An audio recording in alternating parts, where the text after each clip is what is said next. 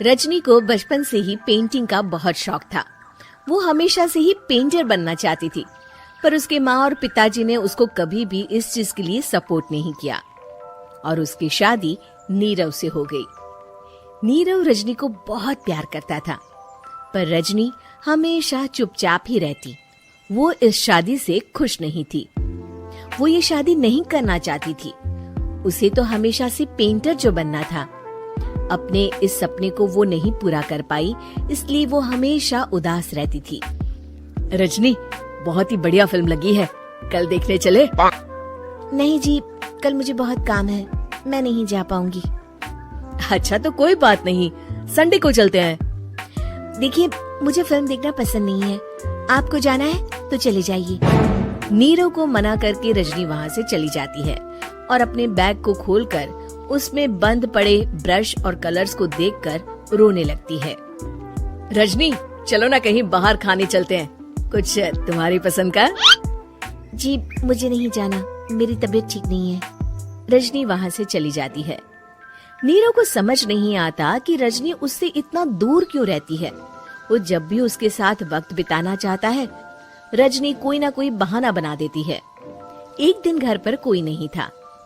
रजनी घर का सारा काम जल्दी से खत्म कर लेती है। घर पर अकेले होने के कारण वो सोचती है कि वो आज पेंटिंग करेगी। वो अपने कमरे में जाकर पेंट ब्रशेस और कलर्स निकालकर जैसे ही कलर मिक्स कर रही होती है कि दरवाजे पर बेल बज जाती है। अब कौन आ गया इस वक्त? इतनी मुश्किल से तो मुझे पेंट करने का मौका मिला है। रजनी दरवाजा खोलती है तो उसकी सास अपनी सहेलियों के साथ खड़ी होती है और सब घर के अंदर आ जाते हैं। अरे बहू, सबको शरबत बनाकर पिला दे, बाहर तो बड़ी गर्मी है। उफ। जी। रजनी पेंट ना कर पाने से उदास हो जाती है। उसे गुस्सा भी आ रहा होता है कि उसने इस शादी के लिए हाँ क्यों कह दी। वो रसोई में जा रही होती है कि उसकी सास उसे रोकती है।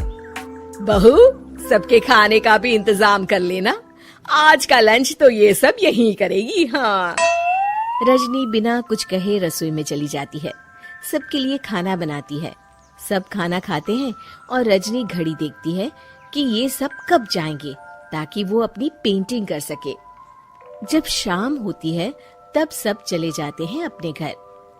अरे बहू, सब तेरे खाने की तो बहुत तारीफ कर रहे थे, सबको बहुत अच्छा लगा खाना।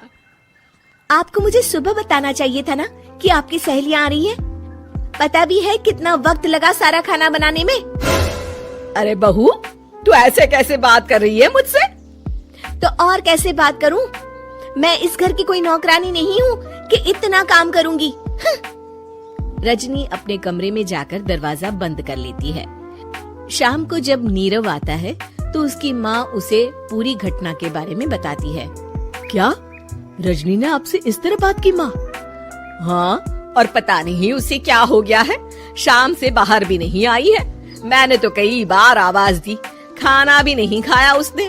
तू ही बात करके देख ले बेटा। नीरव अपने कमरे का दरवाजा खटखटाता है। रजनी, दरवाजा खोलो, मैं हूँ।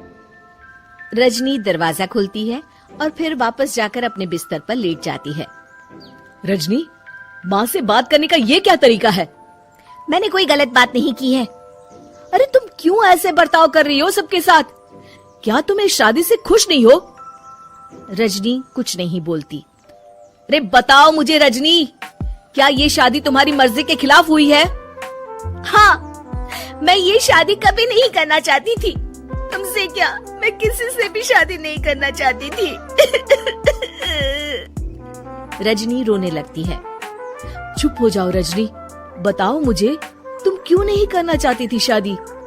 रजनी बेड के नीचे से अपने पेंटिंग्स, कलर्स, ब्रश, पेपर्स निकालती है। इतने में उसकी सास भी कमरे में आ जाती है। ये देख रहे हो, ये थे मेरे सपने।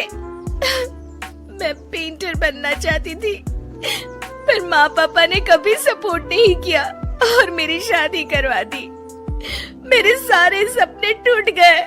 हर वक्त बस गुस्सा आता रहता है मुझे। मैं जानती हूँ कि आप लोगों की इसमें कोई गलती नहीं है, पर मैं क्या करूँ, मुझे समझ में नहीं आता।